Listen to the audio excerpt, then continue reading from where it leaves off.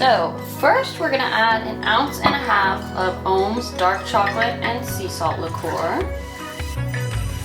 I'm using a mason jar. Feel free to use any kind of highball glass. Next, I've got a brown sugar simple syrup that I made here. It is a ratio of 1:1 water and brown sugar. I'm just gonna do a little bit of that, about 1/4 ounce. There we go. Okay, next we're gonna ice it all the way to the top. I've got my cold brew right here. Gonna add that in. Go almost to the top with that. There we go. And now to add the coconut flavor, I've got some canned coconut milk right here. Be sure to shake it up and stir it before you use it. I'm gonna do 1.5 ounces of that to top it off.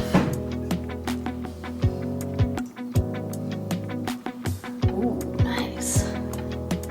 Okay, next just give it a quick stir.